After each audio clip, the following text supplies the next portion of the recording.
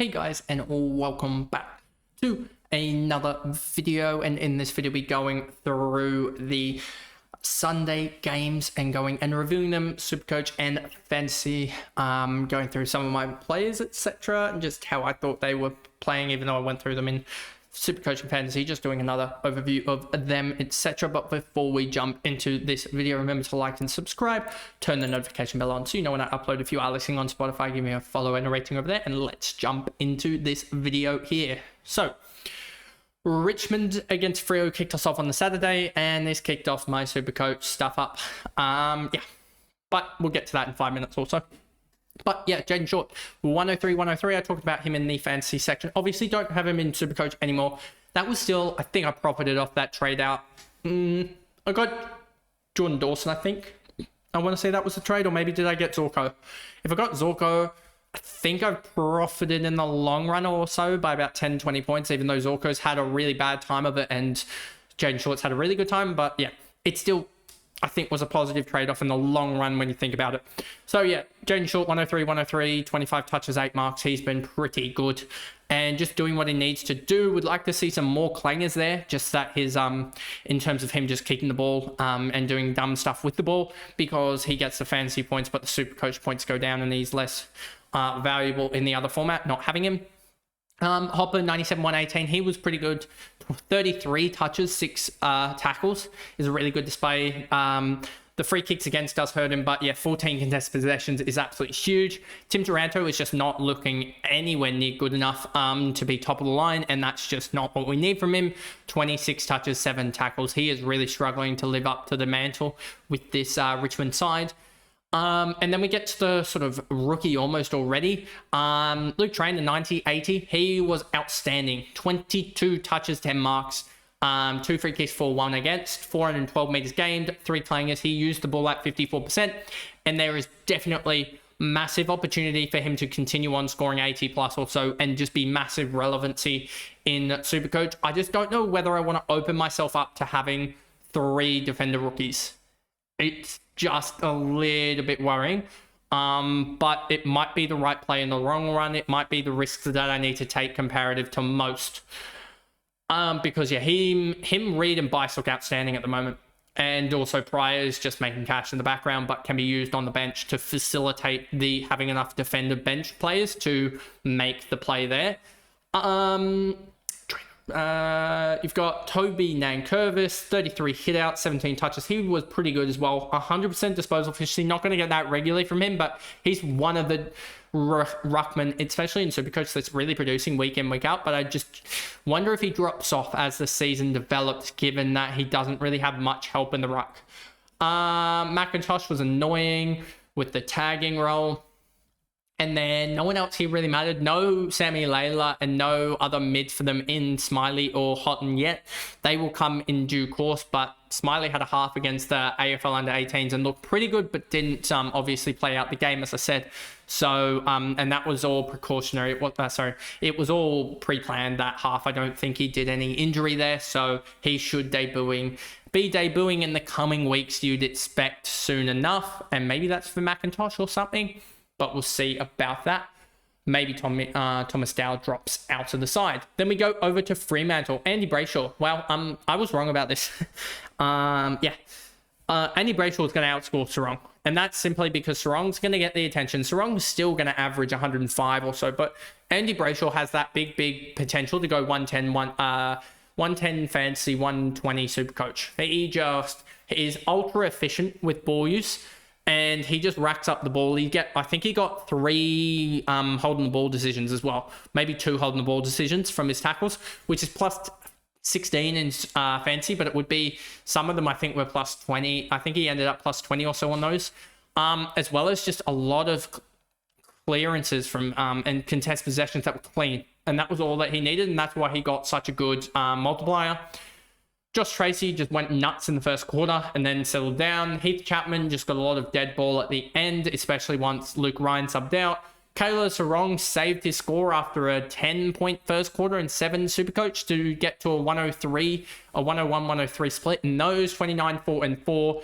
just a little bit inefficient. If that raises to 65, 70%, and that was probably the problem with my midfielders, just inefficiency by disposal efficiency in SuperCoach this week. If those two go, if Dawson and Sarong just go league average 65, 70%, then Caleb Sarong's looking at, I think, a 115 or so, and Jordan Dawson's looking at a 110 or a 105. So yeah, that was just the big bummer with those two. Hayden Young looked all right, but not SuperCoach worthy. And then Jordan Clark scraped to a 105 somehow. Again, 82% ball use. His ball use is outstanding. Shea Bolton is sort of back to his best. I just don't know if he can really kick on into sort of being relevant, I would say, but he is exciting to watch. Matthew Johnson is a guy that's definitely developing, and he has put himself ahead of Erasmus and also all the other guys down there. Who else is the guy? I'm forgetting a name or two down there at Freo that aren't really getting a job, a jump in the ones for them, even with the Nat 5 injury. Murphy Reed, downgrade from him. You're probably going to move on from him soon, given his break even is going to start to rise. I think, given his price at 293k in SuperCoach, and I think he's got about a 40 or break even, also maybe 30. But then he had a 75 in his system, so let me just double check that anyway. SuperCoach. I'm having a hard time getting to it. But anyway, if we just go to Murphy Reed, there we go. 294k with a 45 break even. Yeah, probably time enough to get rid of him. And then no one else really matters from Fremantle. Then we get to GWS versus St Kilda. If I remember correctly, GWS didn't kick a goal in the last quarter. Just sort of said, St Kilda, we've got the game won. You do what you want for a quarter, and we will just rest. Sinclair, 106, 108. Again, he is producing. I said he averages about 119 in that backline role. He got tagged in the first quarter or two. I don't know if it was anything too heavy, but it felt like he was at least getting attention. Maybe not a quote-unquote tag, but at least a run-with role by someone. If we go to St Kilda, you'll see. No, that's the wrong way. I need to actually go to GWS.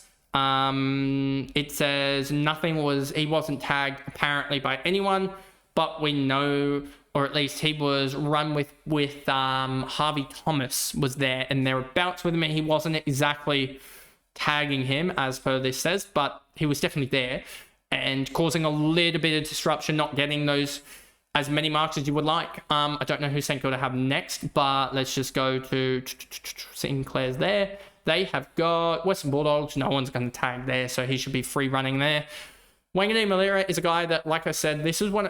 He kicked 3. What the heck happened in this game that he kicked 3? I left at halftime, so I didn't actually see the end of this game. But yeah, as you can tell, I was quite bemused there that Wangani Malira kicked 3, had 24 touches, a 133. So that pretty much is the top line of what you can expect from Wangani Malira. And that's just the problem with him, is that he always scrapes himself to a 105, 110 fantasy in different ways, and ends up at about 110 or so in SuperCoach. I know he went 130 in this game. That's more so the goals that he kicked, etc.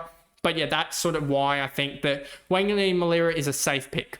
It's not going to be outstanding. It's not going to be a dull pick that you can sometimes get the 60 games. I don't think that's Wangani Malira. You're going to get anywhere between 80 and 115, 90% of the weeks.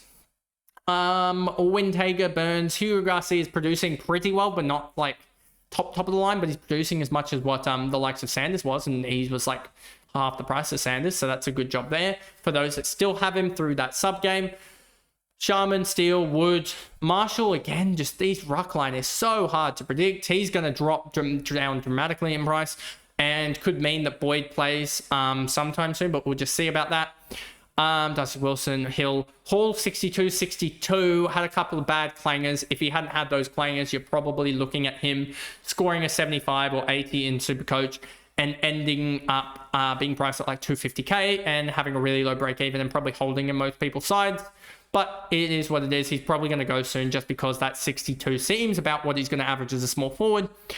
McRae had a stinker. It is what it is. Got tagged, and he'll be back better next week. He might cop Libba, but Libba's not as good as Bedford at restricting players. And then Travalia, I'm glad that I didn't go him, and I went someone else. I don't remember who exactly I went with. I went with Hall over him. So glad that I saved the 50k there and got an extra 30 points plus just better cash generation. Hasty came on again, and his break even is just not moving much, and I traded him out anyway in fantasy, but he could be a guy in a year or two's time when he's just next year when he's just got so many sub games that he's just like, if we just look at Hasty here, I'm going to go to Stat Center here. If we just go to Hasty here, you'll see he scored an average of 30 through 4 games. So he's probably going to be in and enough that he's not going to get the discount, but he's still going to be potentially priced at 30 with like no full games. If we look at this here, he had his 28 from 62%. So yeah, he's probably not going to be the guy that's ever going to be valuable, but that would price him, if he was to average 30, that would price him in and around that 305k marker or so. Then we get over to GWS, trying to keep these quick. Lockie Ash, he just went nuts in the first half. He had like 20 touches through a quarter and a half.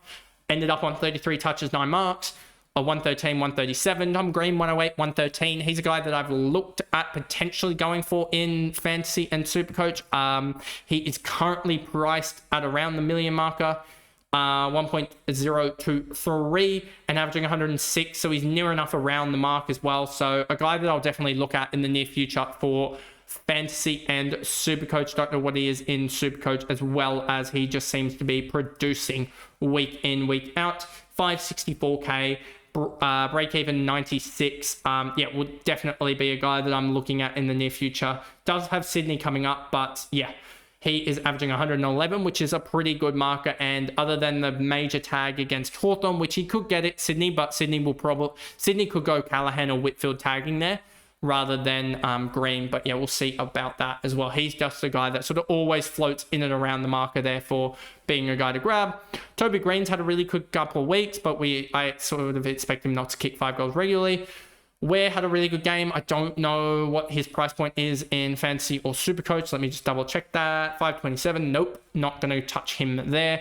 And then in Supercoach, if we just jump here, and if I can actually type his name out correctly, he is priced at, have I just Jacob Ware, or is it just not? It's just not loading, right? So if I just go here to players, and then now can I do it? Not loading, so let's just go here and just type in Where here. It should work. Where is priced at 276k with the 16 break even. I'm not touching that. Would need negative break evens to touch. Massive negative break evens to go near him at that price point. Kelly 93, 115 looked good. Briggs did all right, but not outstanding. 87, 84 against Rowan Marshall. Not the greatest, not the worst. Whitfield 86-86, Finn Callahan 79-82. He can get out on my fantasy side. Glad that I got rid of him in Supercoach to merit. That was a good trade. Other trades weren't that good in Supercoach, as you would have seen. Taylor, Buckley, Cadman, Ardun, Darcy Jones had a really good first half, fell away second half. Connor Stone still can't find a way to get past 45 or so, it seems. And that's basically it for this game here. Then we get to the final game of the round, and this felt like it could have turned quickly. It was 69 to 9, 8, something. What in the world was going on 10 minutes into the second quarter of this game that Port Adelaide was so far ahead that they could down tools for a quarter and a half and still be fine. Connor Rozee, new halfback, this absolutely sucks. I'm just hoping Sydney tag him to the point that he just butchers half the balls there and ends up really having a really low Supercoach score just to make me feel at peace, at least something like that, because that was a horrific trade out. Zach Butters 105, 136, 33 touches for him, 5 marks, 4 tackles. He's probably going to do really well at a new home next year, you would expect. I don't expect him to stay in South Australia next year just because of Port's sinking ship. They are sinking fast. And they don't have a first round pick, remember? And if we go to the AFL ladder, afl.com.au, we look at the ladder, they are in 11th place. As I say that, as Sydney's in 10th. But yeah, they're in 11th, and yeah, Collingwood, where are they? They're in 4th, so they're doing all right. I predict them in top 4 though. So anyway, go back to this one, get rid of the ad there, and then go back. So Jordan Sweet, 93, 114. He did really, really well against Meek. They have Sydney and Grundy this week. That'll be a really big test. Last time out against Grundy, I'm pretty sure he had a really good game. So let me just double check that for you guys. Sweet against Grundy. Let's just check last time out that they played. He went 108 against Sydney, but then has some tough matchups against Cherry and also Tim English. So that'll be interesting. But he did really well against me. Both Ruckland had a really good game, I felt like. and we're near enough the best on ground outside of Rozee, Butters, and Horn Francis, and Newcomb. So they were probably, fifth and sixth best on ground or so. You could also include Jack Gunston, but he had a couple of late just nothingness goals. Burgoyne, Drew, Wines, Georgiades, Powpepper, Richards. None of the Powpepper had a really good game for those that have him in Supercoach. I know that about 20% have him, and that really sucked. That was for Hall or almost some other guys there. Even just I could have almost done it for Moraes in a way, and that would have been another 60 odd points. And so or 50 odd points there. So there were so many different just things that just didn't go my way that my sort of differentiators to the community all fired, etc. Farrell, 62-84, he just doesn't have the role. It's just gone to Rozee now, that old Houston role. So we'll see how that develops in a week or two. And then Moraes, 40-42. That was a pretty bad performance, and he will just go on the bench now. Just simply go on the bench. He's just not... He's a winger. He's going to have 40s, 50s, 60 games. Might have an 80 or so game, but I just don't know if he has that sort of top line scoring anymore, especially with Butters back. Should have seen that coming. Newcomb, 118, 104. He's been really good last couple of weeks, if my memory served me. If we just go here to Newcomb, you can see last three, 112. That's exactly what I thought. 100 average, 947k will be interesting. Has Geelong, and then has actually got a pretty kind run of Eagles, Richmond back-to-back, and then also Melbourne. So he could actually do really well in scoring-wise for the next sort of 4 or 5 weeks until he comes up against Brisbane and Collingwood. That could be a rough couple of weeks there for him.